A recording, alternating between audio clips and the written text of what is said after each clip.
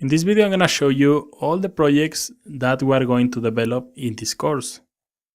Each of these projects already has a video where you can see all the functionality for that specific project. They are enabled so you can watch for free. So once you finish watching this video, I recommend that you continue watching the other videos. So one of the projects is this perfect cocktail. You can see we can search cocktails by name. So for example, you can add tequila right here and make a search for cocktails. And this is going to display an image, the cocktail name, the instructions how to prepare this, and also the ingredients.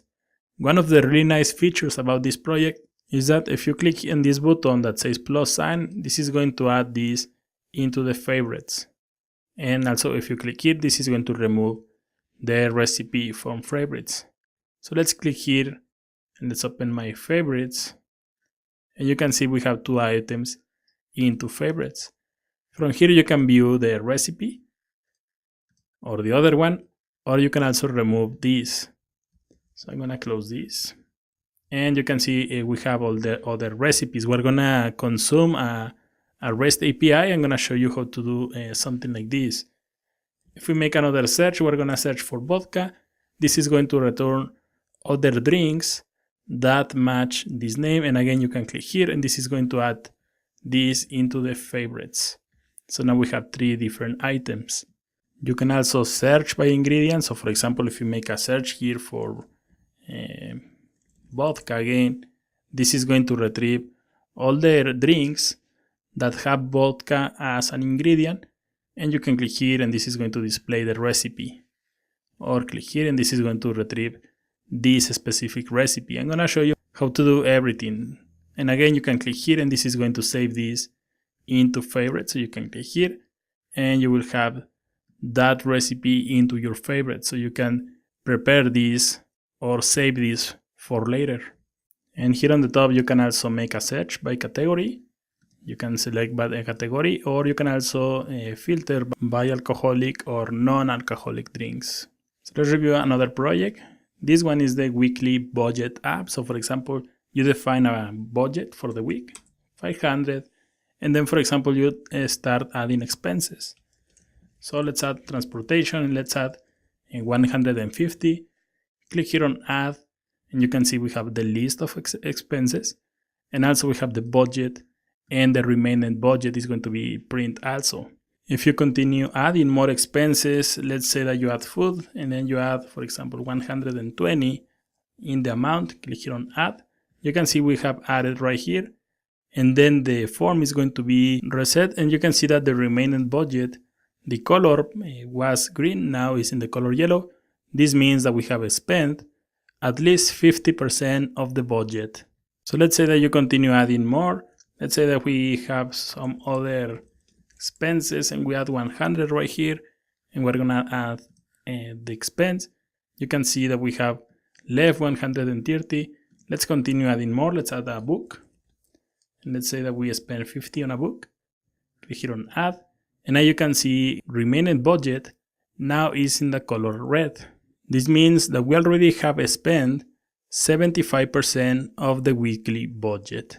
So let's review another project. You can see here we have this shopping cart.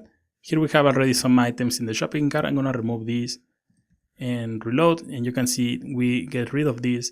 So we're going to have this online courses project. And you can click here and add some items into the shopping cart. And they are going to be right here. These are going to be saved into the local storage.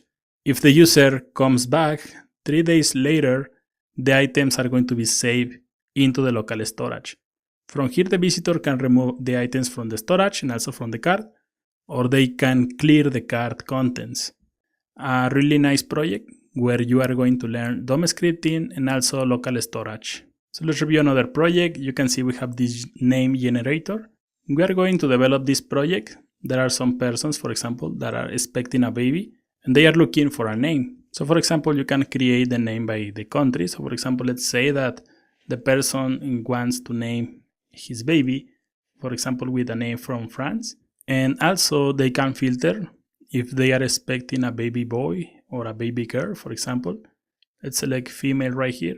And then you can select the amount of names that you want to see. So for example, let's say 50. Then we click here on generate, and this is going to generate a list of names from France that are names for female, and it's going to print 15. And let's say that you want to change, for example, to Colombia. Click here on generate, and this is going to generate other 15 names from Colombia for female that they can use to name his baby. So let's see another project. This is going to be a local storage. So for example, we have a tweet. Let's say that we have something like learning JavaScript. And then you're going to have this button that says save tweet. You can see we have tweet added. Click here on OK. And this is going to be saved into the local storage. So this is going to be another project where we are going to practice DOM scripting, these form submissions, and also local storage. So we can add another one. This course is 100% JavaScript without frameworks. And click here on save tweet. You can see we have tweet added. Click here on OK. And now you can see we have 2 items. If you reload these tweets will continue being visible because they are saved into the local storage. If you want to remove one of these, you can click here on this X, and this is going to remove the tweet from the local storage. So let's review another project. You can see we have car insurance quote online. So for example, you can select here from 3 different makes. We have American, Asian, and European. So let's select American, and then we can select the year of the car. So for example, 2080, and then you can select the level of protection, basic or complete. So we're going to select basic. Click here on get quote, and this is going to simulate that we are doing some calculations, and then we're going to print a summary. You can see we have make, we have year, basic, and the total. So based on the input in the form by the user, this value, the total, is going to change. So for example, if you change to complete, get quote, and this is going to print a different value because we have the complete level of protection. And also this total is calculated by the year. So for example, if you add 2000 right here and you click here on get quote, the price is going to be lower. And also the make, for example, Asian is going to be cheaper. So you can see we have a lower value. And finally, the European is going to be the most expensive insurance. So let's click here on get quote, and you can see the price is higher. So this project is going to calculate these prices based on the make, the year, and also the level of protection. We are going to write this algorithm in this course. So let's review another project. This is going to be events in your city. We're going to use the Eventbrite API, and we're going to display some events that are happening in our city, or we can also make the search by name. So let's say that you are traveling to Los Angeles, for example, Los Angeles, and then you want to assist to an event, and you can filter also by category. So for example, we have music. You can click on music and then click on search, and this is going to display the events that are related to music in Los Angeles. So it's going to be like this.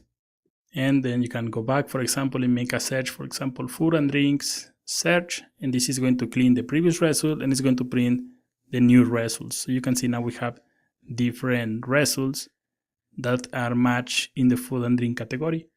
You can also, for example, make a search for business professional, and this is going to be the results. So a really nice project. We're going to use the Eventbrite API. I'm going to show you how to do everything. So let's review another project. This is going to be an email simulator. So here on the first field, if you leave this empty, you can see we have this red line. So we're going to validate the input fields from this form. In order to pass this validation, you have to provide a valid email address. Something like this will work. You can see now this is green. Then in the subject, you need to add something like hello. We're going to have this button that is going to reset the email. So you can click here, and this is going to remove everything.